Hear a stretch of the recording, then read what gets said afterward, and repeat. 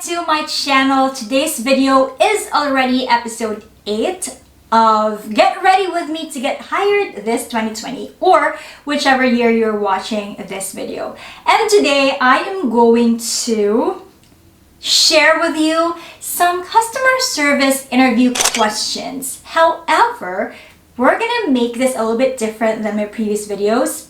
My previous videos, I provided sample or model answers that you can either copy or format your answers from. This time, I'm going to act as an HR or hiring manager. So I'm going to present to you the questions, and as your hiring manager, I'm going to tell you what I am looking for from an answer for me to say at the end of the interview that you're hired.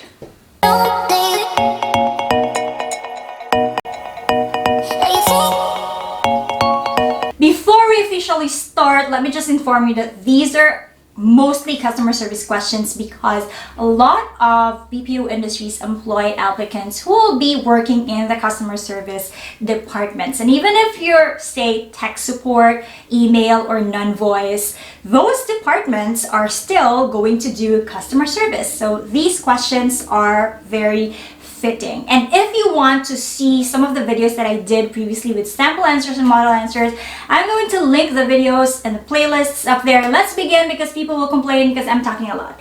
Okay, the first question is, an irate client calls in complaining about a product or service our company has provided. With a step-by-step explanation, how would you assist this client? Okay, not going to give you an answer. I'm going to give you what I will look for from your answer. So as a hiring manager, I'm going to look for a response from someone who has a sense of urgency or a candidate taking immediate responsibility of the call. Because obviously this is an irate client calls in complaining, right? I also want to hear a clear apology from you or an empathy statement if it's not your fault, effective questioning, and a specific resolution process. I want to hear a step-by-step resolution, what you're going to do from start to finish in order for you to resolve that issue of that irate client. Okay, the next one is, an irate client calls in complaining about a product or service our company has provided. However, upon questioning, it is clear that the customer is at fault and not the company. So how would you resolve this matter? If you notice, we're all about irate clients. So this is something that often happens in customer service centers. And you as a candidate should ensure that, yeah, this is what I want to hear from you. You do not accuse or put the blame on the customer. Even though, let's just say, yes, the customer's at fault in this case. But putting the blame on your customer will not help in this situation. So what I want to hear from you is that your tone of voice, you should mention that your tone of voice should still be neutral and not blaming the customer. Your tone of voice is just as important as your words or how you deliver your message to the customer. I'm also going to look for empathy. You have to mention in your answer that you're going to provide empathy statement, and better if you have a sample empathy statement. No need to apologize because, as you've heard, this is the fault of the customer. Number 3 question. An irate client calls in complaining about a product or service, and upon investigation, you are able to identify which of your colleagues is at fault for this client's complaint. How would you deal with it? This happens a lot of the time, all the time, wherein your colleague is at fault and then you just want to blame that person. So as your hiring manager, I want to hear you say that you're going to take ownership of this call. You're going to own that conversation, even though it's not you who caused the issue or the problem. So no blaming your colleague, no blaming your teammate or anything like that. Another thing is, You also want to mention that you will take the liberty to inform your colleague that he or she made a mistake, or he or she should be responsible for that certain mistake or issue without blaming him or her. Maybe that person honestly did not know what to do. So at least when you bring that issue to that colleague's attention, that person will be aware and will make sure not to commit the same mistake anymore in his or her next calls. Number 4, describe a situation in which you successfully handled an extremely irate customer. How did you fix their problem? Okay, now I'm going to look at your interpersonal skills, because this is an irate client, extremely irate client. So it all boils down to your ability to talk and communicate with the customer, even though that customer is already angry. So how's your soft skills? Are you going to provide empathy statement? Are you going to provide your resolution? How are you going to provide your resolution? Are you going to provide step-by-step resolution? I'm also going to look for the clarity of what you're going to do to resolve that extremely irate client's issue. Number 5, you have targets to achieve on a daily, weekly, and monthly basis. How would you deal with not reaching your targets? So obviously when you are in the call center or BPO, you have performance metrics, right? So you're being asked here in this interview, I'm asking you, how would you deal with not reaching your targets? Are you just going to cry and quit? Are you just going to let the stress affect you? As a hiring manager, I'm looking for a candidate who knows the importance of performance metrics and who knows that his or her performance affects the entire team, affects the entire company as well. I'm also going to look at what course of action you will take as a customer service specialist to reach your targets. So you can say something like you have to put in extra work or even extra time to learn more about the products and the services, extra time to fine-tune your skills and to seek feedback and coaching from your supervisor or quality analyst, so that next month you'll be able to improve your metrics or your performance. That's what I'm trying to look for. Question number 6, how would you deal with an angry customer? This is a very common scenario or common question. I even have a lot of videos about dealing with irate customer. I'm going to link it up there. But as a hiring manager, I'm going to look for a candidate who mentions listening carefully, empathizing, apologizing as necessary. And if you notice, these things are repetitive. You have to listen, empathize, apologize when necessary, provide solutions, provide options and alternatives. It's really just up to you and how you execute these steps. So, if the interviewee is being rude or tells an experience about being rude to a customer or dealing with difficult customers, then that's a red flag. Obviously, when you're in an interview, you will probably not say anything about an experience wherein you just shouted at the customer or wherein you hung up or anything like that.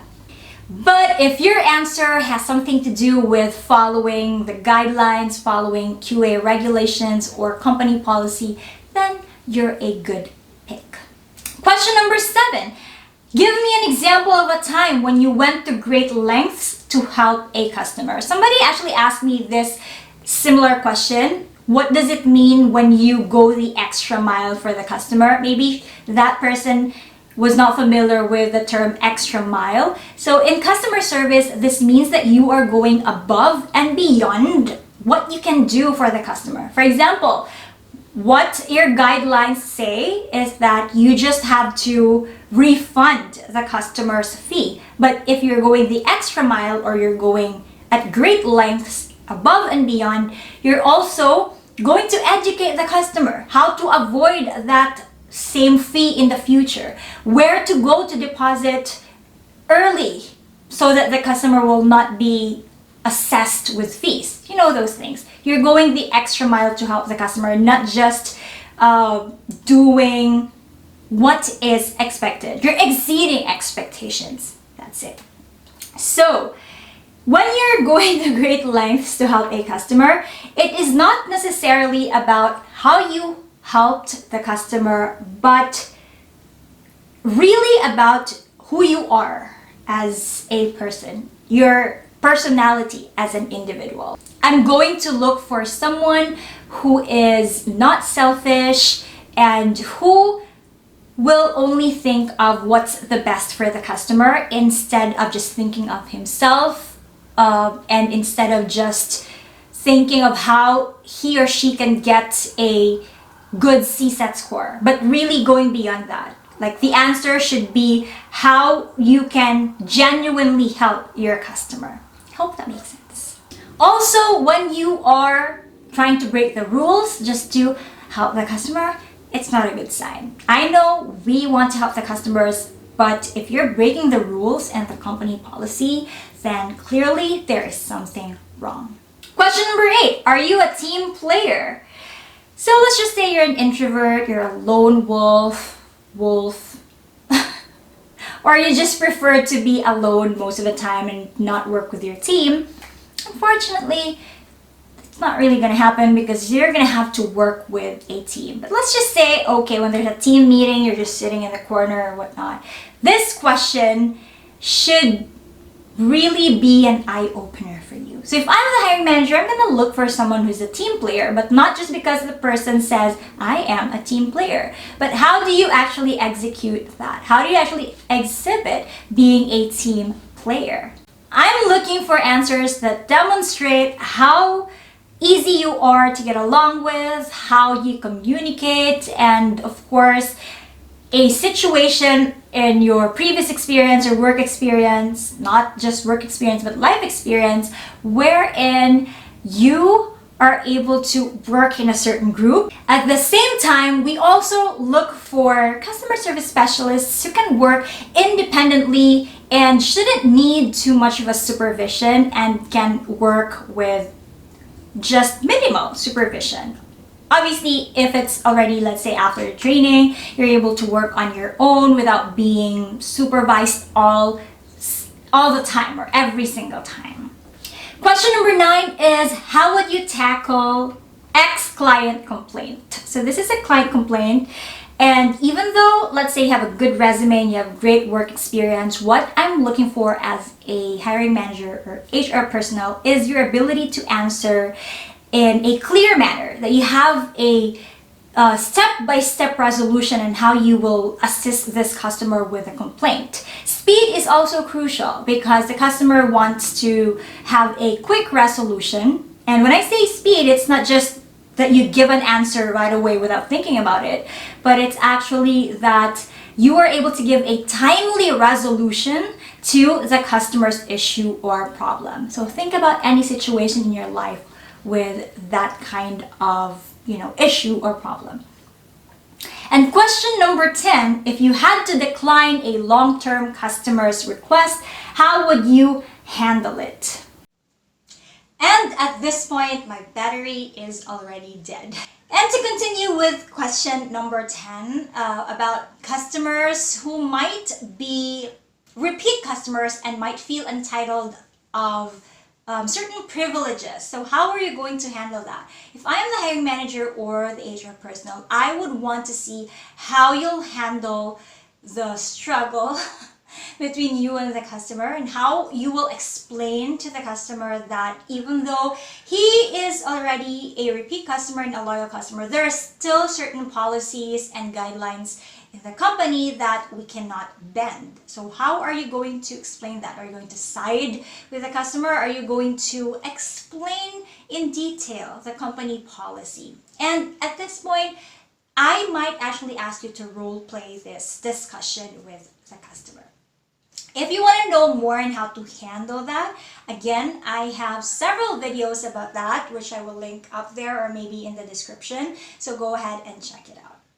And I hope this video helped you in thinking of how you can craft your answers for some customer service questions. Then again, I preferred not to provide you with sample word for word answers this time, so that you can also use your creativity in thinking of how to answer this question. So if you like this content, don't forget to like, subscribe if you haven't yet, and I'll see you again on my next and last video episode for this series. Take care and bye!